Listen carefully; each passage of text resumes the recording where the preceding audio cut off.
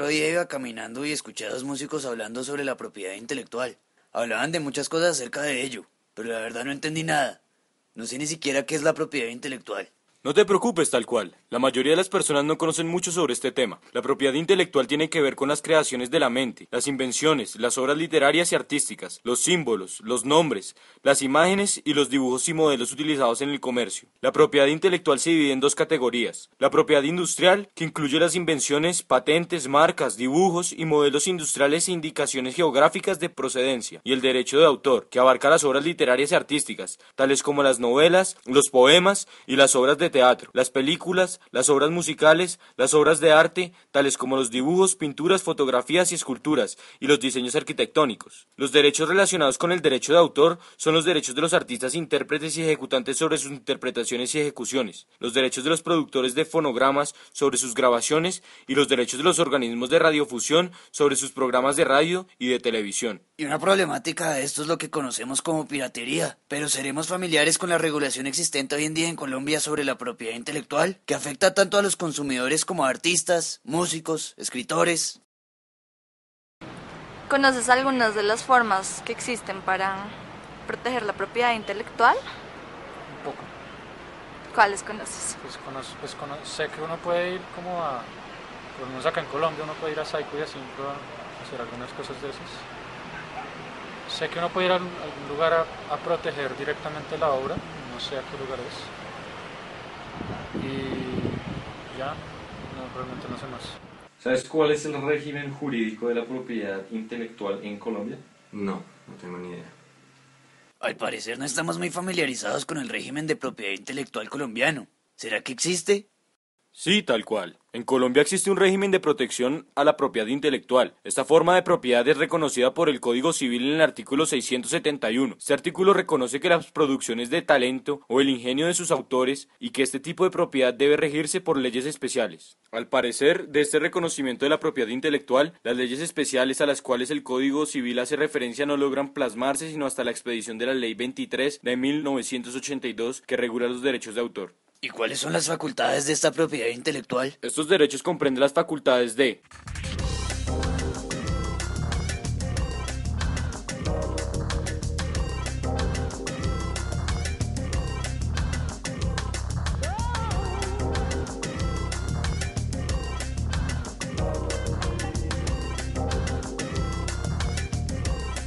Esta ley reconoce además que la protección sobre la propiedad intelectual nace a la vida al momento de la primera reproducción, sea privada o pública, de la obra original. Esto implica que no requiere ningún registro y que esta protección sea durante toda la vida del autor, e incluso hasta 80 años después de su muerte. Sin embargo, esto ha generado un importante debate sobre en qué momento una obra original se vuelve propiedad de todos. Otro debate que se ha generado es sobre las consecuencias penales que tiene la violación a los derechos de autor estipulados en esta ley. ¿Eso significa que la violación a los derechos de autor es judicializable? Sí, es más, el Código Penal reconoce y tipifica los delitos en contra de los derechos de autor. Ellos se dividen entre aquellos que resultan en una violación a los derechos morales de autor, aquellos relacionados con la defraudación de derechos patrimoniales de autor y aquellos que violan los mecanismos de protección de estos derechos patrimoniales. Estos se encuentran en el artículo 270, 271 y 272 del Código Penal. Entre las conductas punibles incluidas se encuentran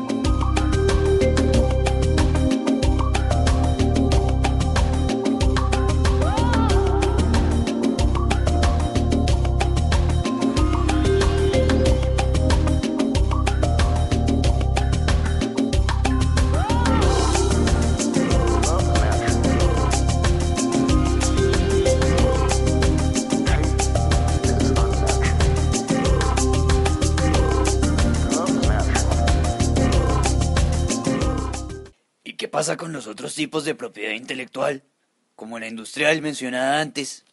La regulación existente sobre propiedad industrial y variedades vegetales se da por medio de varios convenios internacionales y decisiones institucionales como la decisión 486 del 2000 de la Convención de Acuerdo de Cartagena.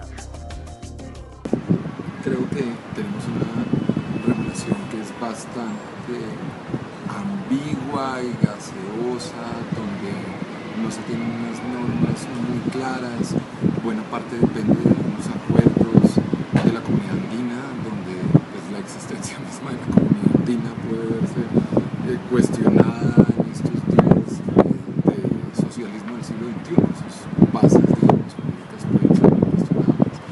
y esos regímenes pues tienen una cierta incertidumbre.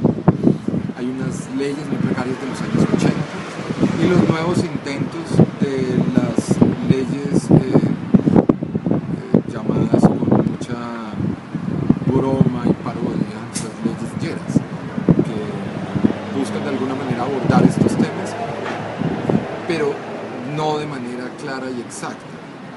Yo pienso que este estado un poco gaseoso de regulación y que no es muy clara es muy útil, sobre todo a las personas que están tratando de implantar y generar costumbres mercantiles y comerciales, de protecciones muy cerradas y muy duras sobre creaciones, sobre producciones intelectuales y demás.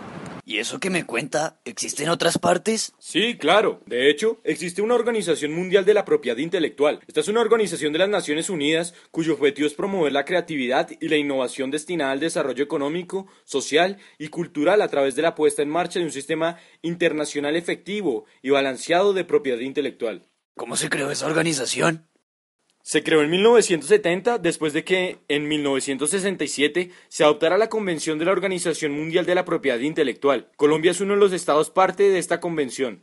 ¿Y cómo hace esa organización para lograr sus objetivos?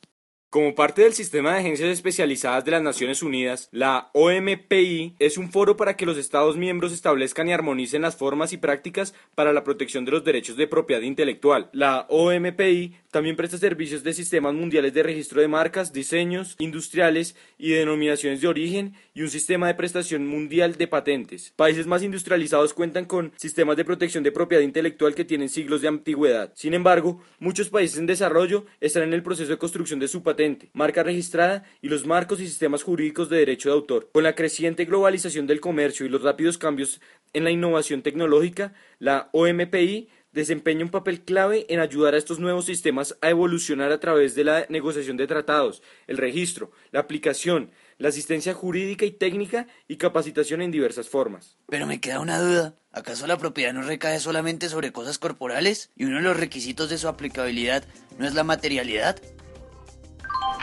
Es cierto que desde Roma se admitía que solo sobre las cosas materiales recaía el derecho de propiedad, y de cierta manera nuestro Código Civil adoptó también esta idea. Desde un análisis jurídico se puede decir que en 1887 la concepción que se tenía de la propiedad era otra, pues la intervención del Estado en lo que hacía referencia a la propiedad privada debía ser muy poca. No tenían propiedad, se verían afectados por el libre uso de los propietarios, por lo que el Estado se vio en la necesidad de regular ciertos aspectos, en unos casos en pro del bien común y en otros del propietario. Surge así la concepción de la propiedad con función social y ecológica, dando origen a la propiedad colectiva, a los parques naturales, zonas de reserva campesina, etc.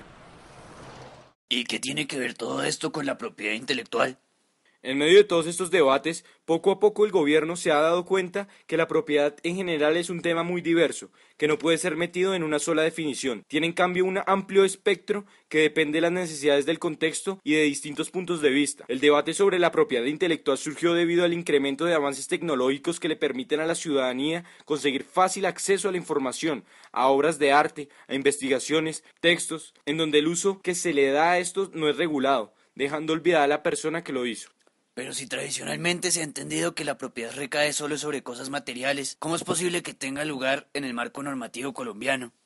El Código Civil define una persona natural o jurídica puede tener un derecho personal cuando hay una relación jurídica entre dos sujetos, un activo que es el acreedor y otro pasivo que es el deudor. En cambio, posee un derecho real cuando tiene relación con una cosa, volviéndose el acreedor o sujeto activo y el resto de las personas sujetos pasivos, pues deben actuar o no actuar de cierta manera para protegerle el derecho. Se presenta acá el fenómeno de la persistencia de la cosa, pues el derecho continúa sin importar la persona, permitiéndole así al propietario poder reivindicar el reconocimiento de su derecho. En el caso del derecho de propiedad intelectual, se puede argumentar que cabría dentro de la definición de derecho real, pues la producción de cierta obra le da al autor cierto derecho sobre ella, la cual debe ser reconocida mediante restricciones al uso que den otras personas de esto. Así, habría persistencia de la cosa, pues independientemente de las personas, el trabajo del autor se estaría reconociendo.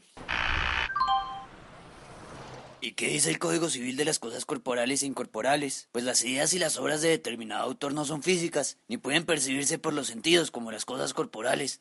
La verdad es que explícitamente el código carece de una definición exacta y completa sobre las cosas incorporales y sobre el derecho de autor. Sin embargo, dependiendo de la posición, se puede hacer un análisis respectivo de la normatividad. Quienes defienden la regulación de los derechos de autor muestran que hay cierta inconsistencia en el artículo 653 que define a las cosas incorporales como derechos personales. El 670 emplea el usufructo como ejemplo de la propiedad sobre las cosas inmateriales y el 671 enuncia la protección a la propiedad de los autores, pero no hace ningún perfeccionamiento en la materia. Pero entonces, ¿las partes a favor solo basan sus argumentos en falencias que tiene la norma o emplean también doctrina al respecto? Se emplea exactamente doctrina que determina lo que los requisitos para que una cosa sea un bien son, que esté en el patrimonio de la persona y que sea susceptible de evaluación económica o pecuniaria, las cuales son cumplidas por el derecho de propiedad. Asimismo, se define a la propiedad intelectual como un derecho sui generis o de carácter especial, pues además de tener las dos características anteriores, tiene un contenido moral que hace referencia a la facultad que tiene el artista de reivindicar su obra al oponerse a deformaciones o publicaciones. Además de esto, posee los tres elementos básicos de la propiedad: el usus, el frutus y el abusus. ¿Cuál debería ser entonces la política que tome el gobierno al respecto? De cierta manera, en un contexto como el colombiano es difícil, pues hay muchas personas que por falta de empleo recurren a la piratería para obtener ingresos. Además de esto, el miedo de los opositores es que se llegue a regular tanto que las obras se vuelvan inaccesibles al dominio público, lo cual iría en contra del objetivo mismo de la legislación: proteger la obra y los esfuerzos del autor, pero al mismo tiempo hacer que la población tenga más acceso a la información sin afectar de ninguna manera el interés general. Cabe también mencionar que muchas veces los mismos autores se ven beneficiados por el esparcimiento de sus obras que se dan informalmente. Sin embargo, esto crea una tensión latente, pues si bien esta difusión es beneficiosa, también representa un cese de lucro para el autor que se da a favor del otro. Es un reto que presenta la propiedad, fruto de los cambios en el contexto. ¿Considera que la lógica clásica de propiedad aplica para la propiedad intelectual? Claramente creo que no. Desde los mismos romanos se les hacen algunas distinciones frente a el tipo de propiedades, si es que se puede llamar propiedad este tipo de derechos. Yo creo que es mucho más exacto, digamos, la tradición que habla de derechos de reproducción de ciertas obras o derechos de reproducción de ciertos materiales, donde se quita esta palabra de propiedad, donde creo que tengo un control y empiezo a pensarlo más sobre qué tipo de derechos o intereses puedo tener sobre ciertas manifestaciones culturales o ciertas ideas, qué tipos de controles puedo tener. Uno de los avances más importantes en este campo, sin duda alguna, han sido los trabajos del lado de Richard Stallman con el copyleft o de Lawrence Lessig con las ideas de Creative Commons. Y yo pienso que básicamente lo que está tratando de hacer es expandir las opciones de relaciones que tenemos con los objetos y que podemos entender sobre tener control de propiedad sobre ellos. ¿Qué opinas si algún día, cuando ya seas muy famoso y te vaya muy bien, sabes o te enteras que la gente está descargando tus canciones por internet y tú no estás recibiendo ningún... O sea, no como iTunes, sino como Mega Upload. O sea. Sí, no, pues realmente dependería, pues si digamos, pues ya estoy en un estado en el que ya pues la plata no me importa un carajo, pues en ese caso pues no me importaría, me parecería muy chévere. Digamos que en general me parecería chévere porque pues siempre es bueno que conozcan las cosas de uno, pero pues obviamente si estoy en una situación económica pues no muy buena, entonces sí me daría un poco de rabia, trataría de tenerlo, aunque sé que es muy difícil. ¿Y la regulación actual sobre propiedad intelectual sí es bien recibida por los diferentes sectores involucrados? No tal cual, existen diferentes críticas desde juristas hasta artistas o programadores informáticos. ¿Y cuáles son esas críticas? Desde el punto de vista jurídico, hay muchos abogados que encuentran problemáticas a la aplicación de la lógica de propiedad sobre cosas materiales a las cosas intangibles, como las ideas o las invenciones. Argumentan que son cosas con una naturaleza diferente. Por ejemplo, no es posible presenciar de una manera clara que una persona tenga el control sobre una idea. Por lo tanto, como son de naturaleza diferente, deben ser regulados diferente. Además de esto, equiparar estas dos cosas llevan consecuencias indeseadas en cuanto a los delitos, por ejemplo. Es inconcebible pensar que una persona que se roba un bien material es al mismo nivel que una persona que descarga una canción por internet, por ejemplo. Y en cuanto a ámbitos no jurídicos, ¿existen objeciones también? Sí, claro. Personas como los artistas o programadores informáticos dicen que esta regulación actual sobre propiedad intelectual sirve a los intereses mercantiles y comerciales de las grandes empresas multinacionales que dominan los mercados respectivos. Si hay gente inconforme con el enfoque actual que se le da a la propiedad intelectual, ¿no ha habido intentos de crear enfoques diferentes? Claro que sí, tal cual. Entre las posturas más importantes podemos encontrar la del copyleft, desarrollada por Richard Stallman, y los Creative Commons, de Lawrence Lessig. ¿Y de qué se tratan estos nuevos enfoques? Los Creative Commons, por ejemplo, son un intento de crear unas nuevas licencias de reproducción y uso diferentes a las de todos los derechos reservados. Estas nuevas licencias tienen el objetivo de hacer más fácil la reproducción de contenidos entre las diferentes personas interesadas y limitar la apropiación de los contenidos creativos comunes para fines comerciales. Ah, claro. Por ejemplo, si una canción tiene licencia de Creative Commons, otro artista puede usarla y mezclarla para su trabajo, pero no puede lucrarse con su reproducción. Exactamente, tal cual, estás entendiendo muy bien. Por otra parte, el copyleft de Stallman es un intento mucho más revolucionario e innovador. Este busca voltear las reglas del copyright para permitir la libre modificación y distribución de contenidos y prohibir que se patenten tanto los contenidos originales como los modificados. Stallman se ingenió una serie de algoritmos y códigos de programación y licencias diferentes a los usados y patentados por las grandes corporaciones informáticas, y sobre estos impulsó el copyleft para promover el desarrollo del software libre. Creo que hay unos avances muy importantes en cuanto a abandonar esta visión un poco construida, quizás no tanto tan real, pero construida, de esta visión absoluta de la propiedad exclusiva romano-germánica, donde todo es en blanco y negro, soy dueño, no soy dueño, y si soy dueño tengo una cantidad de controles sobre estas cosas, objetos. Cuando se trata de cosas inmateriales, de ideas y de producciones culturales, creo que esa relación es mucho más compleja. Y las diferentes relaciones que se tienen permiten muchas variaciones, por decir solo alguna. Estas nuevas versiones y aproximaciones, como pueden ser Creative Commons, no solo permite que yo tenga un control grande sobre mi obra, sino sobre obras posteriores, obras de otras personas. Puedo yo determinar si alguien quiere usar una creación mía para algo. Puedo yo ponerle también reglas a la relación de derechos que va a tener la comunidad y el creador frente a ese objeto.